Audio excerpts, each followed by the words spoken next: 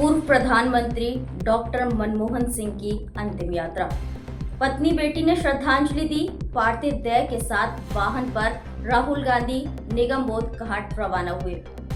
हमारे संपादक अशोक मिश्रा जी हमारे साथ जुड़ चुके हैं, तो मैं ये जानती हूँ उनसे कि कितने बजे उनका अंतिम संस्कार होगा। देखिए, हमारे बीच पूर्व प्रधानमंत्री मनमोहन सिंह नहीं रहे, ये पूरा देश पूरी दुनिया जानती है और कल से ही उनको श्रद्धांजलि देने वालों का तांता लगा रहा। आज सुबह उनके आवास पर उनको अंतिम श्रद्धांजलि दी गई और उसके बाद वहां से उनके पार्थिव शरीर को एआईसीसी ले जाया गया, जहां पर सोनिया गांधी और सभी कांग्रेस के वरिष्ठ नेताओं ने उनको श्रद्धांजलि दी। इसके बाद वहां से जो उनका पार्थिव शरीर है वो निगम बोध घाट ले जाया जा रहा है और राहुल गांधी पार्थिव देह के साथ गाड़ी में ही है। और इस वक्त जो नज़ारा देखने को मिल रहा है वो ये है कि सभी पूरी तरह से गमगीन है। सोनिया गांधी ने ये कहा कि ये मनमोहन सिंह का ना होना मेरी निजी क्षति है और उनका पार्थिव शरीर अब से कुछ ही पलों में निगम बोध घाट पहुंच रहा है। वहां पहुंचने के बाद उनका अंतिम संस्कार किया जाएगा और साथ ही वहां पे उनकी पत्नी, उनके बेटे, उनकी बेटियां, पूरा क्या कहा जाए कि मतलब जितने भी कांग्रेस के वरिष्ठ नेता मौजूद हैं इस समय और सब इस वक्त उनके जाने की जो दुख है उस दुख में सभी शरीक हैं, सभी शामिल हैं और सब इस वक्त ईश्वर से बस इस बात की हम सभी प्रार्थना करते हैं उनको अपने चरणों में जगह दे। और मैं बताऊं आपको तापसी की पूर्व प्रधानमंत्री मनमोहन सिंह एक ऐसी शख्सियत रहे हैं कि उन्होंने अपनी पहचान बिल्कुल अलग ही रखी।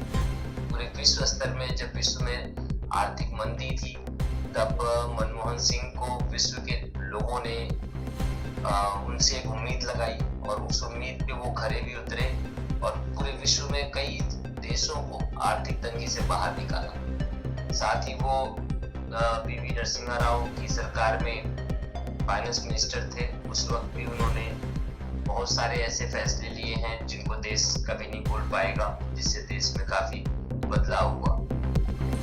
जी अशोक मिश्रा जी, हमारे एक ऐसे शख्सियत जो अब इस दुनिया में नहीं रहे, उनके बारे में बराक ओबामा ने भी अपनी किताब में लिखा था कि जब डॉक्टर मनमोहन सिंह बोलते हैं तब पूरी दुनिया चुप होकर सुनती है। इस पर आप क्या कहना चाहेंगे? बिल्कुल सही है। मनमोहन सिंह एक ऐसी शख्सियत रहे हैं जिनका अपना ही एक अंदाज रहा। कम बोलने की उनकी हमेशा से रही, कम बोलते रहे वो, ज्यादा कुछ बोलते नहीं थे। लेकिन हाँ, जब उनसे इस बारे में सवाल किया गया तो उन्होंने कहा कि कभी कभी मेरी खामोशी भी इतिहास रच देती है। तो वो एक अलग ही छवि सभी लोगों में रखते हैं अपनी। और एक जब वो प्रधानमंत्री थे तब भी बहुत ज्यादा बयानबाजियों में नहीं पड़ते थे, जो करना है वो करते थे और निर्णय और फैसलों के मामले में बिल्कुल सख्त और मजबूत छवि के नेता रहे, हमेशा समाज सेवी रहे। सिख परिवार से आते हैं तो इस वजह से बहुत सारी चीजों में उनको आगे बढ़ते हम लोगों ने देखा। और साथ ही तापसी की मैं बताऊं आपको कि एक बार सदन के अंदर एनडीए गवर्नमेंट ने कुछ ऐसा निर्णय लिया जो देश हित में था, तो वहां पर खामोश होकर उन्होंने उसका समर्थन किया, जिसका काफी विरोध का भी उनको सामना करना पड़ा। उनकी अपनी पार्टी के लोगों ने उनका विरोध भी किया, लेकिन वो एक ऐसी शख्सियत है कि जो सही है वो सही है, जो गलत है वो गलत है। एक अलग ही कद, एक अलग ही छवि रही है उनकी तरफ से। जी अशोक मिश्रा जी, जिस तरीके से वो अपने आप को बताते थे कि वो कभी भी BMW को अपनी कार नहीं बताते थे, क्योंकि अगर प्रधानमंत्री की बात करें तो उनकी एक कार अलग होती है, तो वो हमेशा अपनी मारुति 800 को अपनी कार बताते थे। इसका मतलब ये है कि वो ये दर्शाते थे कि मैं बिल्कुल आम आदमी हूँ। वो उनका जीवन तापसी मैं बताऊं आपको हमेशा से एक कॉमन मैन की तरह रहा। कभी भी उन्होंने किसी चीज को लेकर ये नहीं किया कि नहीं मैं प्रधानमंत्री हूँ या मैं बहुत बड़ा आदमी हूँ। सादगी भरा जीवन रहा उनका। प्रधानमंत्री थे तब भी कोई दिखावा नहीं था।